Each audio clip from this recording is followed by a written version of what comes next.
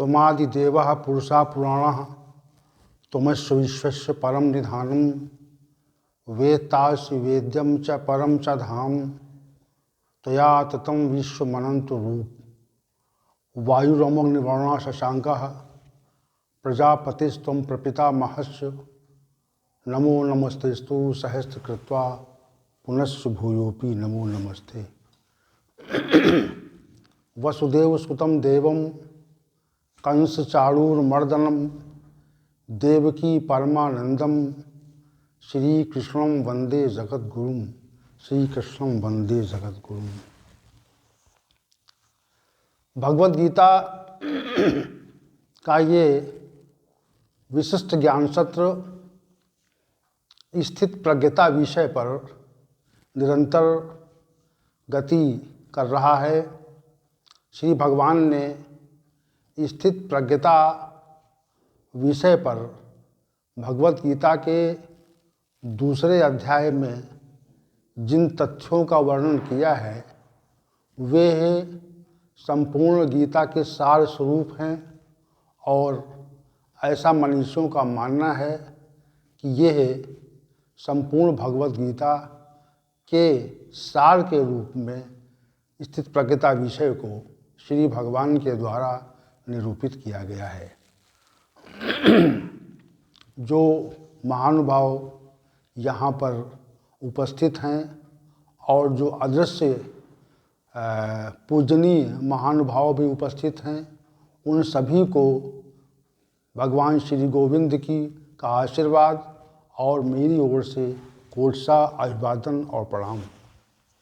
क्योंकि भगवत गीता ज्ञान की चर्चा जहाँ पर होती है वहाँ पर अनायास ही कुछ अदृश्य शक्तियाँ उपस्थित हो जाती हैं। क्योंकि भगवत गीता ज्ञान के श्रवण की आकांक्षा से ये शक्तियाँ यहाँ पर आती हैं और सभी अदृश्य शक्तियों को इस कारण मेरी ओर से कोटसा प्रणाम है और वे मुझे भगवत गीता ज्ञान के प्रकटीकरण में सहयोग प्रदान करें। भगवान श्री गोविंद के को पुनः पुनः प्रणाम करते हुए आज स्थित प्रज्ञता विषय पर आगे की ओर हम बढ़ते हैं।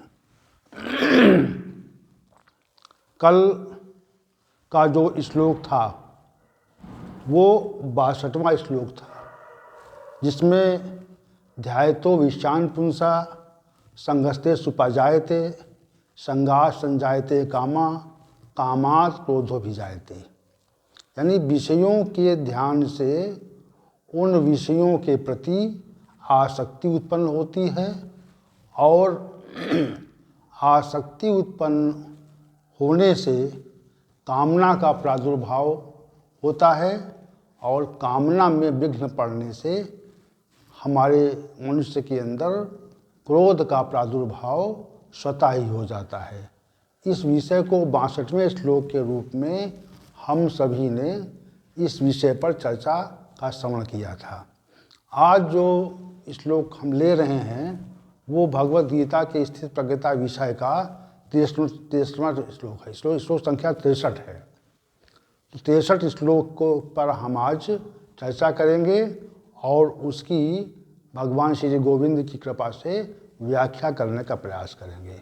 श्री भगवान ने कहा क्रोधात् भवति सम्मोहा सम्मोहात् स्मृति विभ्रमा स्मृति भ्रंशात् बुद्धिनाशो और बुद्ध नाशात् प्रणश्यति। तो इस श्लोक में 4 भाव प्रकट किए गए हैं। क्रोध के उत्पन्न होने से सम्मोह की उत्पत्ति होती है, एक भाव। दूसरा भाव है सम्मोहात स्मृति विभ्रमा, यानी सम्मोह के उत्पन्न होने से मनुष्य की स्मृति विभ्रमित हो जाती है। तीसरा, स्मृति के विनिष्ट होने से बुद्धि का विनाश हो जाता है और बुद्धि के विनाश होने से मनुष्य अपने श्रेय साधन से अपनी वास्तविक स्थिति से नीचे गिर जाता है। तो ये जो 4 आयाम श्री भगवान ने बताए ये बहुत ही महत्वपूर्ण हैं। आज हम इस श्लोक के पूर्वार्ध भाग के जो आधा भाग है, क्रोधात् भवति सम्मोह, क्रोध से सम्मोह उत्पन्न हो जाता है, इस विषय पर चर्चा करेंगे। जब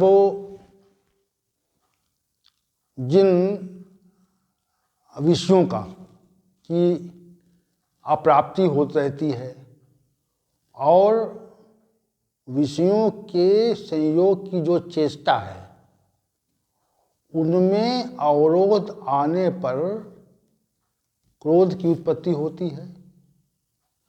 और विषयों का उपभोग करने के काल में जब हम विषयों के संयोग से गुजर रहे होते हैं, तब यदि विषय के उपभोग काल में कोई बाधा आती है तो भी क्रोध उत्पन्न होता है।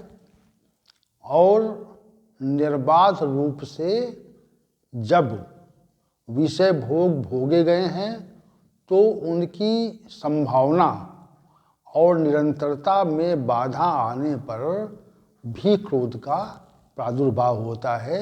ये तथ्य पूर्व में कहा गया था।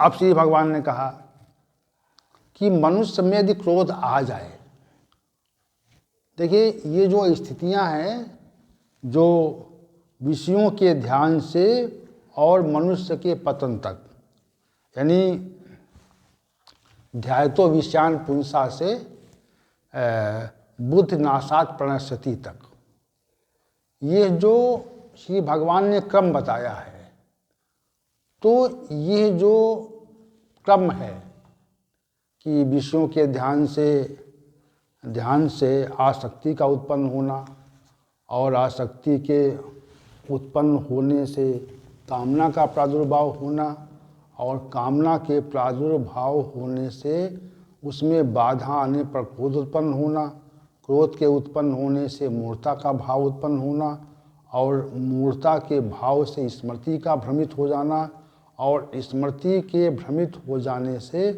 बुद्धि का विनाश हो जाना और बुद्धि के विनाश होने से मनुष्य का अपने श्रेय साधन से गिर जाना।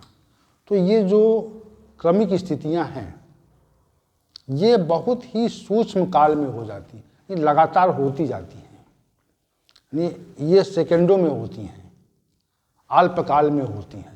ये जो बराबर चक्र चलता है कि विषयों का ध्यान हुआ, उनसे आसक्ति हुई, आसक्ति होने पर कामना हुई, कामना में बाधा पड़ने पर क्रोध हुआ, क्रोध से मूल भाव उत्पन्न हुआ, मूल भाव से स्मृति विनिष्ट हुई, स्मृति विनिष्ट होने से बुद्धि का नाश हुआ और बुद्धि नाश होने से मनुष्य अपने श्रेय साधन से गिर गया। तो ये जो प्रक्रिया है, ये बहुत सूक्ष्म काल में हो जाती है या कभी धीरे धीरे बहुत काल तक होती है। जैसे जैसे विषयों का ध्यान होता है और विषयों के उपभोग में बाधा पड़ती है तो भी ये समय के साथ भी होता है, लेकिन प्रक्रिया शीघ्र होती है। अब यहाँ पे जो कि क्रोधात् भवति सम्मोह, क्रोध से सम्मोह उत्पन्न होता है। अब इस तथ्य को हम समझने के लिए हम ये तथ्य बताएंगे कि क्रोध का जो प्रभाव है, जब मनुष्य पर या आप सभी पर जब क्रोध का प्रभाव उत्पन्न हो जाए, क्रोध प्रकट हो, तो क्रोध प्रकट होने पर आपके मन, बुद्धि, वाणी, शरीर, इंद्रियों पर उसका प्रभाव पड़ता है। जैसे शीतकाल में हम जब बाहर निकलते हैं तो जो सर्दी का प्रभाव है, ठंडक का जो प्रभाव है, वो हमारे शरीर पे पड़ता है, इंद्रियों पे पड़ता है, मन पे पड़ता है और बुद्धि पर पड़ता है। तो ये सारा शरीर, इंद्रिय, मन, बुद्धि उस शीत से प्रभावित होते हैं। वैसे ही जब क्रोध का वेग बढ़ता है या क्रोध का वेग जब वो मनुष्य के शरीर में आ जाता है, मन में आ जाता है, तो उससे विशेषकर मन और बुद्धि प्रभावित होते हैं। और मन और बुद्धि प्रभावित होने पर दो स्थितियां उत्पन्न होती हैं। एक तो क्रोध के आने पर आपकी जो वाणी है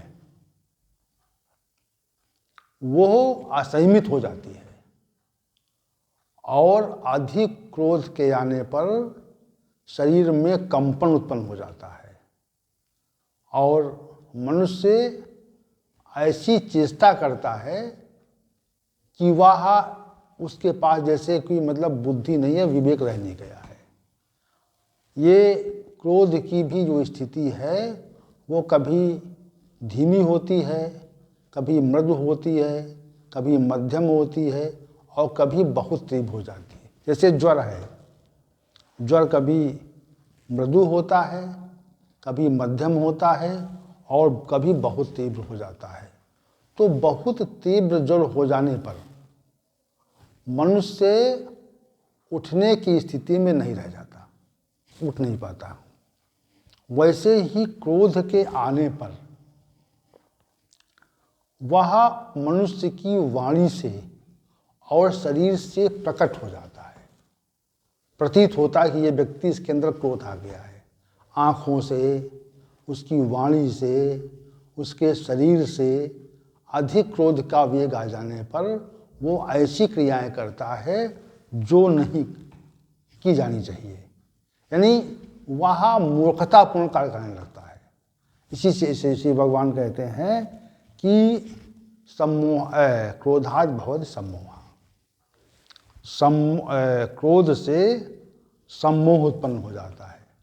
सम्मोह को हम ये कहें कि ये एक मूर्खतापूर्ण स्थिति है, या उसे कहें कि मूढ़ भाव उत्पन्न हो गया है, मूर्खतापूर्ण भाव उत्पन्न हो गया है कि आप किसी व्यक्ति के अधिक क्रोध आने पर उसकी स्थिति का निरीक्षण करें तो आप ये पाएंगे कि इस व्यक्ति में अधिक क्रोध आ गया है और क्रोध के आने पर वह ऐसे वचन कहता है, ऐसी चेष्टा करता है जो उसे नहीं करनी चाहिए थी।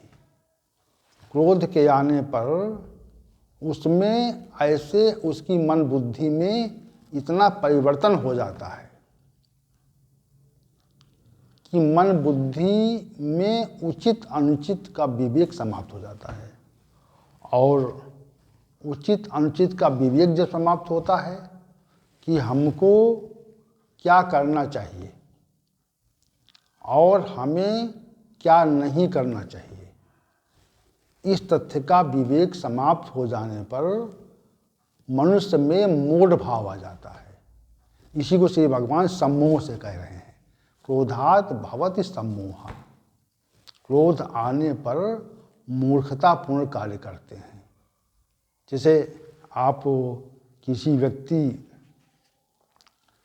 के क्रोध आने पर उसकी जो चेष्टाओं का निरीक्षण करें आप, और देखिए ये चीज़ है कि किसी जो व्यक्ति बुद्धिमान है वह कभी कभी उसके मन में आंतरिक भाव में तो क्रोध रहता है लेकिन वो प्रकट नहीं करता है। ये क्रोध भी दो प्रकार का है, एक अप्रकट है और दूसरा प्रकट है। अप्रकट क्रोध तब होता है जब मनुष्य ये जान ले कि हम यदि क्रोध प्रकट करेंगे तो उससे हमारा अहित हो जाएगा, इसलिए वो क्रोध प्रकट नहीं करता है। लेकिन क्रोध जो और दूसरा भाव ये है कि वो ये समझ ले कि हमारा क्रोध प्रकट करना उचित नहीं रहेगा, उससे समाज में हमारी स्थिति का विनाश होगा और हमारी सामाजिक स्थिति गिरेगी, तब भी मनुष्य क्रोध प्रकट नहीं करता है। और जो बुद्धिमान मनुष्य हैं वे क्रोध को दबा लेते हैं, उसका शमन कर देते हैं। तो शमन करना या परिस्थिति बस उसको प्रकट न करना, ये क्रोध का आंतरिक स्वरूप है जो अप्रकट रहता है। और बाह्य स्वरूप में क्रोध जब प्रकट होता है तो उसका बाह्य स्वरूप प्रतीत होता है, लेकिन अंदर आंतरिक जो क्रोध है उसके प्रकट होने पर भी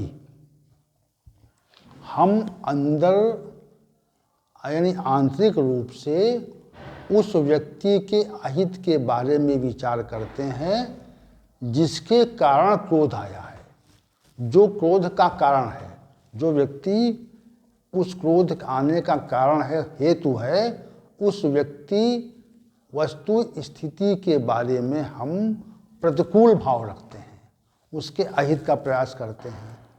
तो क्रोध को दबाना, जैसे कोई व्यक्ति ये समझ ले कि प्रतिकूल परिस्थितियों में ये समझ ले कि हमारा क्रोध करना ठीक नहीं है, तो क्रोध को दबा जाएगा। लेकिन उस दबे हुए क्रोध के परिणाम में उस मनुष्य के अंदर आंतरिक भाव में, उसकी मन और बुद्धि में उस व्यक्ति के प्रति बहुत अधिक प्रतिकूल भाव होगा जिसके कारण क्रोध उत्पन्न हुआ है। तो ये भी सम्मोह है, प्रकट है, अप्रकट है, अव्यक्त है, प्रतीत नहीं हो रहा है। जैसे बहुत से मनुष्य क्रोध आने पर भी अपने मुख पर, अपने चेहरे पर मुस्कान का भाव रखते हैं। तो क्रोध अंदर है, अंदर आंतरिक रूप से क्रोध में व्यक्ति जल रहा है और मन में बहुत हलचल हो रही है, बुद्धि से उसका विनिश्चय भी हो रहा है। लेकिन ऐसा होने पर भी वह उस क्रोध को छिपाकर अपने मुखमंडल पर मुस्कान बिखेरता है। तो आंतरिक रूप से तो उद्वेलित है, दुखी है, परंतु वह किसी कारण से, चाहे वो कारण उचित हो या अनुचित हो, किसी कारण से उस क्रोध को प्रकट नहीं कर रहा है, ताकि लोग ये जाने कि इनमें क्रोध नहीं आया। लेकिन जो मनुष्य क्रोध प्रकट नहीं कभी कर रहा है, फिर भी उसके अंदर उस व्यक्ति के प्रति प्रतिकूल भाव रहता है जिस पर क्रोध किया गया है। तो क्रोध की दो स्थितियां, एक तो आंतरिक स्थिति और बाह्य स्थिति जो है विनाशक होती है। बाह्य स्थिति में मनुष्य ऐसा व्यवहार करता है कि जिसको देखकर ऐसा लगता है कि यह व्यक्ति पागल हो गया है या ये व्यक्ति ऐसा हो गया है, इसे उचित अनुचित का विवेक नहीं रह जाए। तो श्री भगवान उसको सम्मोह कहते हैं। क्रोध से सम्मोह होता है, यानी मूर्खतापूर्ण भाव उत्पन्न हो जाता है, ऐसा श्री भगवान का कथन है। अब यहाँ पर एक तो आंतरिक क्रोध हो गया, एक जो बाह्य है वो बाह्य स्वरूप में क्रोध हो गया। तो दो प्रकार के क्रोध हो गए, और ये दोनों प्रकार के आंतरिक और बाह्य क्रोध की भी तीन तीन पृथक पृथक स्थितियाँ हैं। एक मृदु है, एक मध्यम है और एक तीव्र है। तो जैसे क्रोध धीमा है, किसी व्यक्ति ने हमारा छोटा सा अहित किया, तो उस छोटे से अहित करने वाले व्यक्ति के प्रति हम कभी कभी कम क्रोध करते हैं, और ये हमारे जो ये मनुष्य के गुणों पर भी आधारित होता है।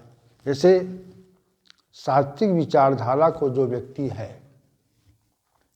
वो क्रोध आने पर शांत रहता है, उसको प्रकट न हो ऐसा भाव रखता है, और यह जिसके कारण क्रोध आया है उस व्यक्ति के अहित के भाव को कम रखता है कि इसका अहित क्या करेंगे, चलो ठीक कोई बात नहीं है, क्रोध तो आया लेकिन वो कुछ समय बाद शांत हो गया।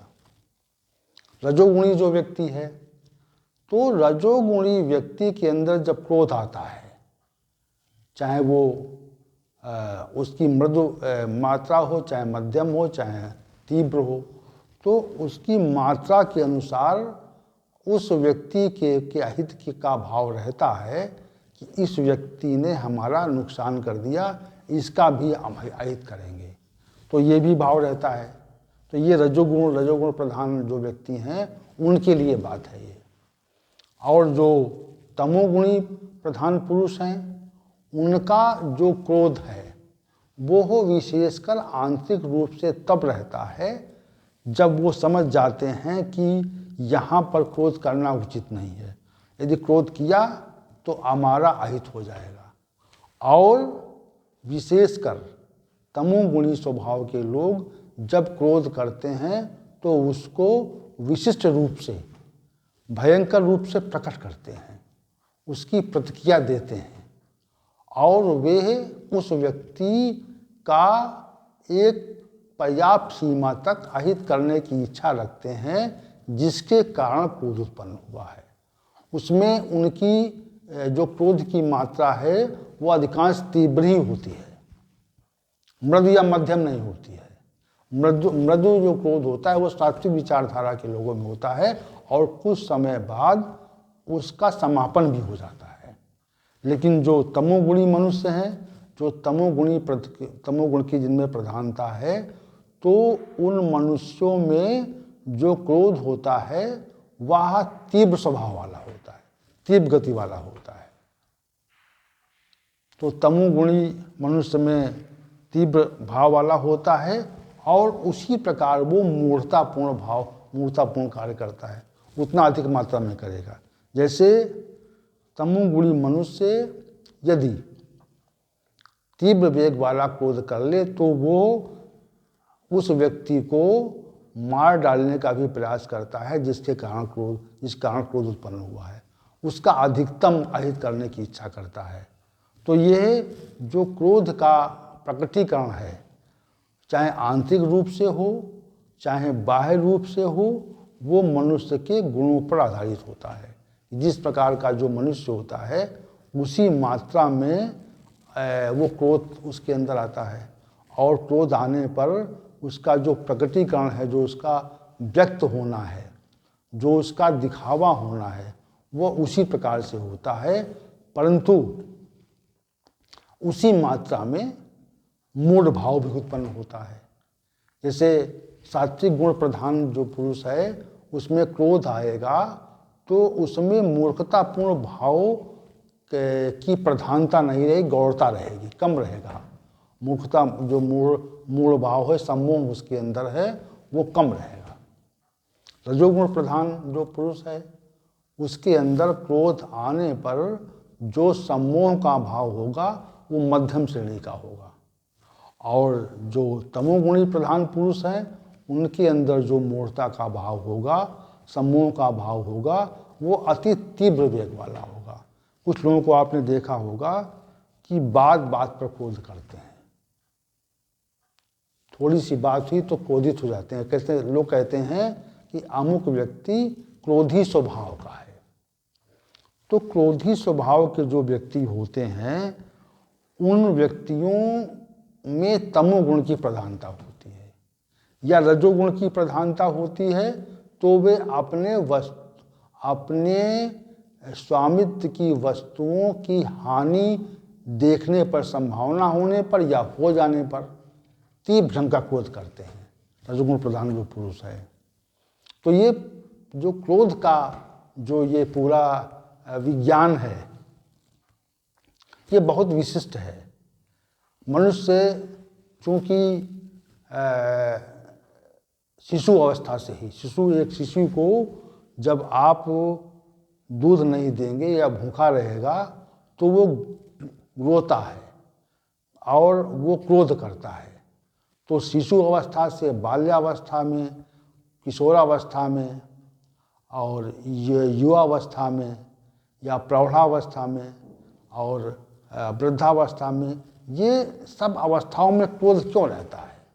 इसलिए रहता है कि हमारे साथ जो क्रोध का संयोग है वो शिशु अवस्था से ही है, आरंभ होता है। किसी बालक से यदि आप उसका खिलौना लेने का प्रयास करें तो वो क्रोध करता है। उसे ज्ञान नहीं है कि अमुक वस्तु हमारे लिए हितकर है या अहितकर है, लेकिन खिलौने को छीनने पर वो क्रोध का प्रकटीकरण करता है, शिशु करता है। बाल्यावस्था में भी व्यक्ति करता है और किशोरावस्था में क्रोध बढ़ जाता है। तो क्रोध चूंकि गुणों के प्रभाव से होता है, जिस गुण का व्यवनिश होगा उसी प्रकार उसी मात्रा का क्रोध होगा। तमोगुणी मनुष्य में तीव्र वेग का क्रोध आता है और रजोगुणी मनुष्य में मध्यम श्रेणी का क्रोध आता है, और जो सात्विक गुण वाले पुरुष हैं उनमें मृदु प्रकार का क्रोध, धीमा क्रोध आता है। तो लेकिन श्री भगवान कह रहे हैं क्रोधात् भवति सम्मोह। जो सम्मोह है, चाहे सात्विक गुण प्रधान पुरुष हो और चाहे रजोगुणी प्रधान पुरुष हो, चाहे वो तमोगुणी प्रधान पुरुष हो, क्रोध के आने पर मूर्खतापूर्ण भाव तो अवश्य ही उत्पन्न होगा। सम्मोह की जो मात्रा है वो हो सात्विक गुण प्रधान पुरुषों पर कम प्रभाव पड़ता है उसका, मूर्खतापूर्ण भाव उसके अंदर कम होगा। वो ये विचार क्रोध के साथ में वो विचार करेगा कि हम जब क्रोध के पश्चात जो क्रिया कर रहे हैं उससे मनुष्य का अधिक अहित ना हो जाए, तो अपने क्रोध को रोकने का भी प्रयास करेगा। और रजोगुणी प्रधान जो पुरुष है वह रोकने का प्रयास नहीं करेगा, थोड़ा प्रदर्शन का प्रयास करेगा, प्रवृत्ति उसके अंदर ज़्यादा है। रजोगुण चूँकि प्रवृत्ति स्वरूप है इसलिए वो अपने क्रोध को प्रकट करने का प्रयास करता है, प्रवृत्ति ज़्यादा होती है। और तमोगुण जो प्रधान पुरुष है उसमें जब क्रोध की प्रवृत्ति होती है, वेग आता है, तो वो विनाश का प्रयास करता है। इसलिए मोह को लोग तमोगुणी मान लेते हैं, क्रोध को लोग रजोगुणी मान लेते हैं। रजोगुण से उत्पन्न हुआ है लेकिन क्रोध का जो परिणाम है वो तमोगुणी है, ये निश्चित है, क्योंकि क्रोध से विनाश होता है। क्रोध का जो परिणाम है वो विनाश की ओर मनुष्य को ले जाता है। इसलिए क्रोध जो है वह रजोगुणी स्वरूप में तो है, लेकिन उसका जो परिणाम है, जो मूर्खतापूर्ण भाव की उत्पत्ति है, वह जो है वो तमोगुणी है। तमोगुण की उसमें प्रधानता रहती है। इसलिए श्री भगवान कहते हैं क्रोधाद् भवति सम्मोह, कि क्रोध से मूर्खतापूर्ण भाव की उत्पत्ति अवश्य होगी। ये एक सैद्धांतिक बात है और इस तथ्य को हम सभी को मानना चाहिए और निरीक्षण भी करें कि जब क्रोध आता है तो हमारे अंदर कोई मूर्खतापूर्ण बात तो नहीं, स्थिति तो नहीं आ रही। यदि आती है, आती तो अवश्य है, श्री भगवान के का ऐसा कथन है, इसलिए मूर्खतापूर्ण स्थिति अवश्य आती है। तो श्री भगवान जो कह रहे